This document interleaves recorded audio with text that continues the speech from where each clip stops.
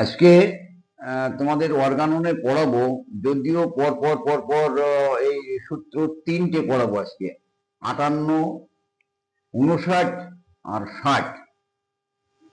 যদিও সেই ডিসিমিলিয়ার পদ্ধতিতে ট্রিটমেন্ট করলে কি হয়, প্রকৃতিতে কি হয়, বা আমাদের চিকিৎসকের হাতে ডিসিমিলিয়ার ট্রিটমেন্ট হলে কি হয়, এই নিয়ে তো আমরা অনেক কিছুই আলোচনা করছি। কিন্তু এটা আরেকটু পরিষ্কার করে উদাহরণস্বরূপ মহাত্মা হ্যানিমান 59 নম্বর অনুচ্ছেদে 16টা পয়েন্ট অর্থাৎ 16টা উদাহরণের মাধ্যমে উনি এটাকে আরো পরিষ্কার করে বুঝিয়ে দিয়েছেন আমাদেরকে। সেটা আমি এত 16টা বলবো না, তার কিয়দাংশ অন্তত বলবো, কারণ অত বলে সময় নষ্ট করব না, কয়েকটা বললেই তোমরা বুঝতে পারবা। তা আমি আগে 58টাই বলি। 58টায় বলা হচ্ছে এই অসম অর্থাৎ ডিসিমিলিয়ার অর্থাৎ অ্যালোপ্যাথি, এই অসম মতের চিকিৎসার দোষ কেবল যে একটি লক্ষণের উপর কার্য করে বলিয়া তাহা নয়। মানে একটা লক্ষণের জন্য ডাক্তারবাবুরা ওষুধ দেয়, এটাই বড় দোষ নয়। দোষ কি? এত দ্বারা চিররোগের ক্ষণিক উপশমের পরে প্রকৃতপক্ষে রোগের বৃদ্ধি হয়ে থাকে। অর্থাৎ ডিসিমিলিয়ার পদ্ধতিতে সার্বিকভাবে লক্ষণ সমষ্টির উপরে নির্ভর করে ওষুধ না দিয়ে কয়েকটা বা একটা বা দুটো কয়েকটা বাছা বাছা লক্ষণের উপরে ওষুধ দিলে কি হয়? ডিসিমিলিয়ার পদ্ধতিতে দমন থাকে, উপশম হয়। এই উপশমের পরে যখন ওষুধ বন্ধ করে দেওয়া যায় তখন প্রকৃত অর্থে রোগটা বৃদ্ধি ঘটে, এটা স্পষ্টতই আমরা অনুভব করতে পারি বা রুগী অনুভব করতে পারে বা রুগীকে যারা সেবা যত্ন করে তারা অনুভব করতে পারে, চিকিৎসক অনুভব করতে পারে। এইবার এই মতের চিকিৎসকগণ এরূপ স্থলে রোগের মারাত্মক স্বভাবের দোষ দেন। চিকিৎসকরা কি করে? নিজের ঘাড়ে দোষ না রেখে রোগের ঘাড়ে দোষ চাপিয়ে দেয়। করোনা হয়েছে তাই মরে গেল, কিডনি ড্যামেজ হয়ে গেছে তাই মরে গেল, হার্ট অ্যাটাক করেছে তাই মরে গেল। এইভাবে রোগের ঘাড়ে দোষ দিয়ে চিকিৎসকরা হাত গুটিয়ে দেয়। অর্থাৎ এই যে অবস্থাগুলি তৈরি হলো, এই তৈরিটা কিন্তু চিকিৎসকের দোষেই হলো, কিন্তু তারা স্বীকার করে না। তারা রুগীকে বা রুগীর গার্জিয়ানকে বোঝায় যে রোগের মারাত্মক স্বভাবের দোষ দেন, অথবা ইহাই একটি নবাগত ব্যাধি বলিয়া ব্যাখ্যা করেন। নবাগত ব্যাধি, নবাগত কোথায় হয়? যেখানে প্যালিয়েশন করা হয়, উপশম করা হয়, বা যেখানে চিকিৎসার দোষে রোগটা চাপা পড়ে যায়। অর্থাৎ বাত ট্রিটমেন্ট করছি, বাত ট্রিটমেন্ট করতে গিয়ে বাতের ব্যথা একটু কমে গেল, 120, 125, 110 হার্টবিট শুরু হয়ে গেল, শ্বাসকষ্ট শুরু হয়ে গেল, বা কোনো একটা দিন তার মারাত্মক কষ্ট হলো, ডাক্তারবাবু বলে দিলেন যে এটা তোমার হার্টের রোগ হয়েছে, তুমি হার্টের ডাক্তার দেখাও। এইভাবে নবাগত ব্যাধিকে যে আমার চিকিৎসার দোষে এটা ঘটেছে তারা কখনো স্বীকার করেন না। এই নবাগত ব্যাধি বলিয়া আখ্যা করেন। নতুন রোগ হয়েছে, ওটা অন্য ডাক্তারকে দেখো, ওটা আমার, আমি তো হাড়ের ডাক্তার, আমি তো হার্টের ডাক্তার না, ওই এবার হার্টের ডাক্তার দেখাও, এই বলে তারা ছেড়ে দেয়। এই হিসাবে আমরা প্রমাণ করতে গিয়ে দেখি যে ক্ষণিক উপশমকারী ঔষধ প্রয়োগে যে স্থায়ী রোগের উপকার হয় না, তাহার উদাহরণস্বরূপ দেখানো যায়। 16-17টা উদাহরণ দেওয়া আছে। পুরাতন রোগ চিকিৎসার জন্য অ্যালোপ্যাথিতে যে ওষুধগুলি দেওয়া হয় তাতে ওষুধ প্রয়োগের পরে উপশমকারক হিসাবে রোগী শান্তি অনুভব করে, স্বচ্ছন্দ কিছু অনুভব করে, ভালো লাগা অনুভব করে। কিন্তু চিকিৎসা বন্ধ হলে রোগটা পূর্বের থেকে আরো ভয়ঙ্কর হিসাবে বেড়ে পড়ে। সেইটা কি হয়? দেখা যাচ্ছে যে তাহার উদাহরণস্বরূপ দেখানো যায়, কফি খাইলে প্রথমে প্রফুল্লতা, যদি এক্ষুনি শীতের সময় একটু কফি খাই তাহলে কি হয়, বেশ একটা চনমনে এনার্জি হয়। কিন্তু কফির ক্রিয়া ফুরিয়ে গেলে তখন কি হয়, আরো অবসাদে এসে উপস্থিত হয়। আচ্ছা, অনিদ্রা হেতু ওহিফেন প্রয়োগে প্রথমে তন্দ্রাভাব নিদ্রা হয়। ওহিফেন শব্দের অর্থ আফিম, অর্থাৎ ঘুমের বড়ি। ঘুমের বড়ি খেলে কি হয়, তন্দ্রাযুক্ত নিদ্রা হয়, সঠিক সুস্থ নিদ্রা নয়। পরে অনিদ্রা বৃদ্ধি পায়। এবার দু একদিন খাওয়ার পর যদি ছেড়ে দেওয়া যায় তাহলে অনিদ্রাটা আরো বেড়ে যাবে। অর্থাৎ সুস্থ হলে যে সুনিদ্রা, সেটা তো আমরা করিনি। আমরা কি করলাম, যে না ঘুমের বড়ি দিয়ে জোর করে ঘুম পাড়াতাম। কন্টিনিউয়াস এটা আপনি রোজ রাত্রে খাওয়ার সময় একটা করে খাবেন। এই খেতে খেতে খেতে খেতে খেতে খেতে নার্ভ সিস্টেম আক্রমণ করে দেবে, ব্রেন আক্রান্ত হয়ে যাবে। তাহলে কি হয়, যে প্রাথমিকভাবে দমিত হয়, পরবর্তীতে বৃদ্ধি ঘটে বা নতুন নতুন রোগের আবির্ভাব হয়। ডিসিমিলিয়ার পদ্ধতিতে ট্রিটমেন্ট করলে, অর্থাৎ অ্যালোপ্যাথি ট্রিটমেন্ট করলে, সেটা আমাদের হাতে হতে পারে যদি আমরা সিমিলিয়ার ট্রিটমেন্ট না করতে পারি।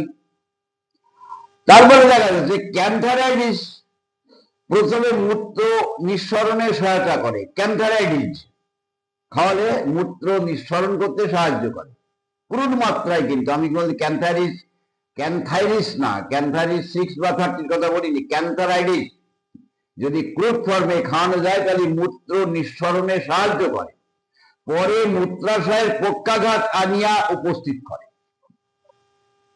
অর্থাৎ মূত্রাশয় বা মূত্রকোষ, কিডনি বা লিভারের পক্ষাঘাত নিয়ে চলে আসে। এইরকম দেখা যায় যে ডিজিটালিস সেবনে প্রথমে হৃৎপিণ্ডের গতির হ্রাস, পরে আবার তাহার বৃদ্ধি ঘটে।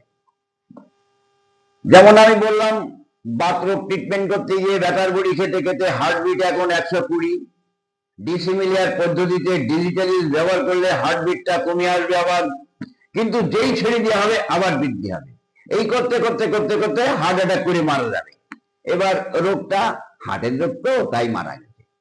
এরকম করে রোগের ঘায়ে দোষটা দিয়ে দিয়ে আমরা হাত গুটিয়ে নিই। মহাত্মা এরকম এই 59 নম্বর অনুচ্ছেদে প্রচুর প্রমাণ দিয়েছেন, প্রচুর প্রমাণ।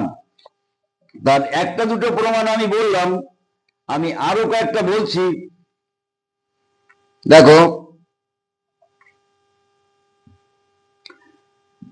আমি মনে হয় এই কথাটা এর কয়েকটা এপিসোড আগে তোমাদের বলেছিলাম, যে ভয়ঙ্কর পুনঃপুন আগমনশীল সর্বপ্রকার বেদনা আফিম প্রয়োগে তিনি অতি অল্প সময়ের জন্য দমিত করিতে পারেন, কিন্তু উহা অধিকতর উগ্র এবং অসহনীয় হইয়া ফিরিয়া আসে, কিংবা তৎপরিবর্তে অন্য কোনো গুরুতর ব্যাধি উপস্থিত হয়।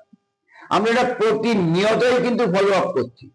তবুও কিন্তু আমাদের মতন চিকিৎসকরা বা অন্য চিকিৎসকরা তারা কিন্তু এগুলি দিয়েই যায়, আর রুগীর যে ক্ষণিকের শান্তি, তার কারণে সেগুলি কিনে কিনে খেতেও থাকে। একবার নাম জেনে গেলে আর উপায় নেই, দোকানে যাবে আর ঠিক কিনে নিয়ে এসে টুক করে খাবে।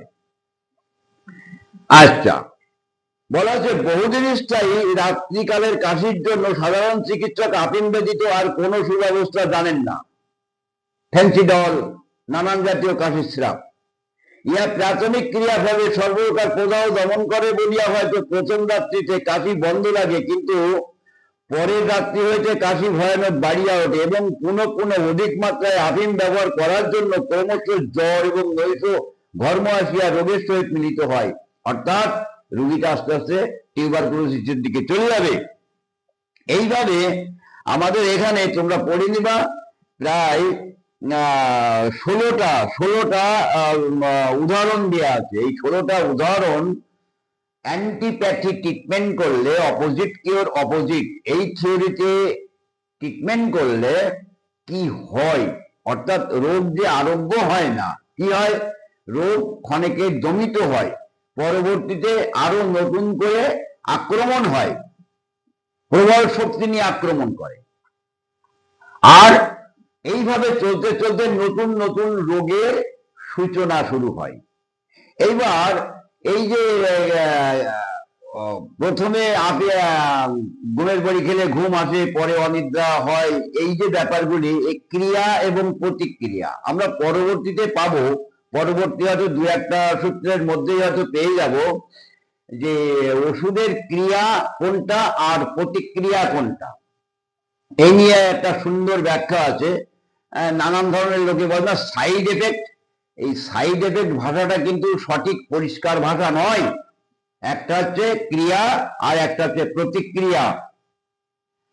তাহলে এইবার একটা জিনিস, আর একটা হচ্ছে প্রতিক্রিয়া, যেটা সাইড এফেক্ট বলতে কন্টিনিউয়াস খেতে খেতে সেই ভেষজের আক্রমণ করার ক্ষমতা অনুসারে কিছু কিছু অর্গান আমাদের রোগাক্রান্ত হয়ে পড়ে। যাই হোক, আমরা এইরকম 16টা উদাহরণ আমরা আলোচনা করতে পারি।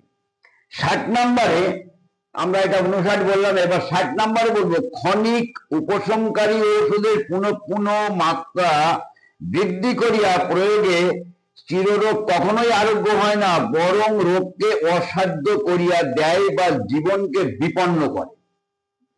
আমরা 75 নম্বর অনুচ্ছেদে পাবো দীর্ঘদিন ধরে অ্যালোপ্যাথি অভ্যস্ত পেশেন্টগুলি, ক্রনিক ডিজিজের পেশেন্টগুলি যখন আমাদের কাছে আসে তখন সেখানে আর ওষুধ প্রয়োগ করার মতন কোনো লক্ষণ থাকে না, প্রাণ শক্তি দুর্বল হয়ে যায়, অর্থাৎ আনকেয়ারেবল স্টেজে পৌঁছে যায়।